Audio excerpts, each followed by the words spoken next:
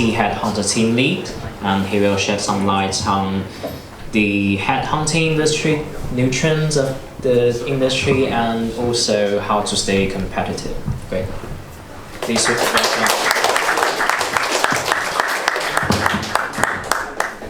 Okay, sorry, I'm a bit detail-oriented, so I want to read through certain things.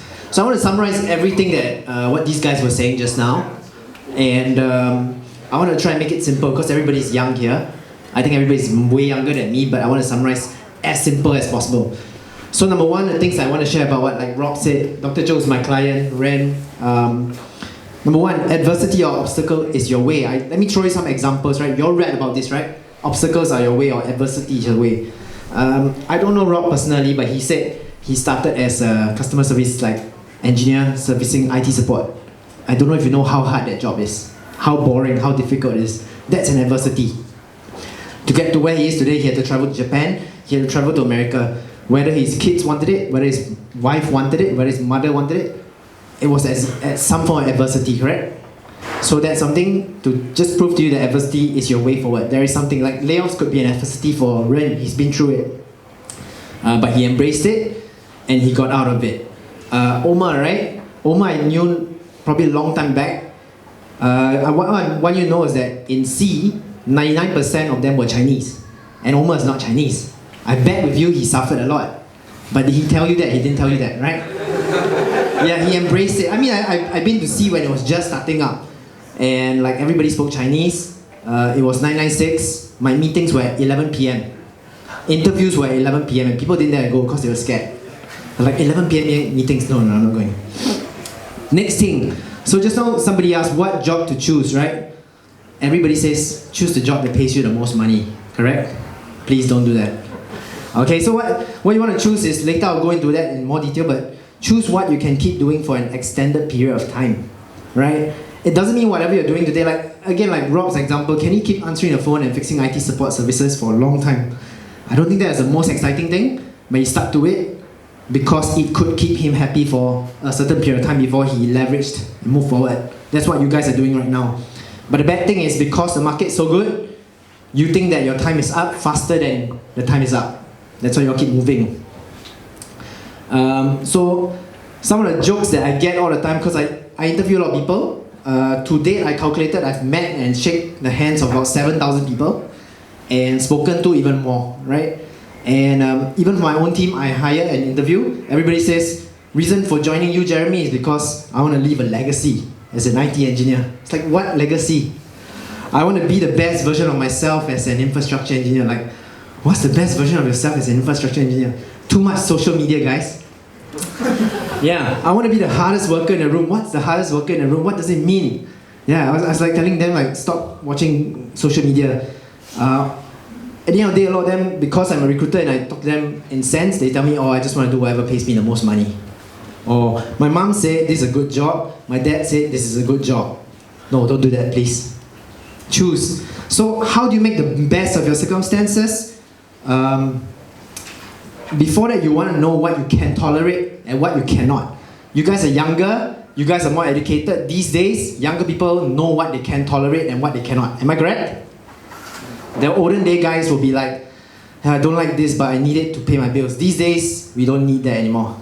My parents, when I first started working, I didn't know my parents get scolded at work. Because as kids, my mom and dad never told us that they can get scolded at work or they can make mistakes at work. Correct? So you guys are more woke, so be more woke, right? As for what Rob was trying to say, be the water that can pour into cracks. What he's trying to say is if I can summarize for you, right, be the A player. And everybody's like, what the hell is the A player? So let me share with you. And I interview people and I know this very fast. The C player, I give you an example. C player is, hey Rob, I got a problem. Who's gonna solve it for me? That's the C player. The B player is like, hey Rob, I got a problem. Who can I find to solve this problem together? And the A player is like, hey Rob, I saw this problem. I figured it out, I fixed it, and it will never happen again. And if it happens again, it's on Confluence. You all get it? So be the bloody A player, right? Because it's so irritating to deal with C players hey man, who can I find? And then what's more, we are all remote right now, right? Work from home, Slack. Who can I find? and then you just wait and then wait and wait, and then nothing happens because he's finding that guy who's gonna fix it for him. So don't be that guy. Know whether you land a job and opportunity is down to the risk appetite of the buyer and the seller. The buyer is the company, the seller is yourself. Always know the risk appetite. What I'm trying to say is that I've met a lot of candidates who come to me and say, hey Jeremy, I really want to work for you. Take a risk on me. And then in my head, I keep thinking, what's the thing that's holding me back? It's because I take more risk than they take risk on me. If they fall out, they drop out or they quit, it just costs them salary and time. But what does it cost to me? It's like emotional, everything, right? It's the same for you guys. So risk is something so important. I give you a very good example. A lot of guys here like to say like, I don't mind taking a risk and I'm going to join a startup. I'm going to quit my Google job, my Meta job, I'm going to join a startup. But I like a 5-figure salary, and I like a nice car, and I like a house. Can you transfer me to Japan in 2 years? Guarantee me that I'm going to go there. Oh, and can you pay for my child's education? Yeah, I'll take a risk with you. How is that a risk? Right? Everyone understands this? So understand that when you all go for interviews, everybody is looking at you and you are looking at them, whether who's taking more risks. If you understand this fact, it's easier for you to find a job. It's easier to find the right opportunity for you to grow. If you can't understand that, then it's always going to be a struggle. Every day you're asking like, why am I here? Why am I wasting my time? Was the promise too good to be true? The last 2 parts I want to summarize about what everybody said is, everyone wants help, but few want to help. So be the one who wants to help, do more, claim less credit in this world where everybody's trying to claim more credit. I know social media says like, make sure your manager sees you. Make sure your director sees you at every performance appraisal. But think about what Rob says. He'd rather the guy who is on a team who's reliable, doesn't need to always be seen, but he acknowledges him. If anybody's a football fan, you would know there are 2 kinds of footballers. One is the flashy guys who drive around in Lamborghini, don't perform on the weekend. And then there's the other guy who chases for every ball and drives a Mini Cooper. Right? You know? Like if anybody watched Chelsea, there's a guy called N'Golo Kante. Runs for every ball, but he's not at all the gala dinners. He's always like at home. And then there's the other guy who's always in Lamborghini, never scores goals, gets highest paid, and the world is all over him. Like media's all over him. Don't be that guy. If you want to have a normal life, be the guy who always performs, do your best. And the last thing I wanted to answer, close to my heart, what Dr. Zhou says about consultancy. You all know what's consultancy, right? There's a book written in 1940s. Sounds crazy, but written in 1940s. It's called Think and Grow Rich. It's by a guy called Napoleon Hill. Go read it. He taught about consultancy back in 1940s. He found it out from the Rothschilds, from Rockefellers. So what Dr. Zhou was saying is that consultancy is helping somebody without expecting them to pay you back for the risk, and without expecting them to give you like your financial freedom. You think about it, right?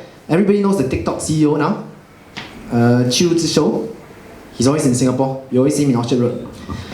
He wasn't destined for that job. He's not tech trained, but he provided consultancy when he was at Xiaomi for TikTok. He was a VC before in McKinsey also, doing advisory, and he was a consultant for TikTok CEO, the Zhang Yiming.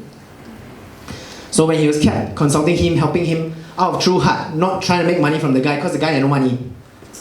When it came to a time where he wanted to replace CEO, he got the job. He has no tech background.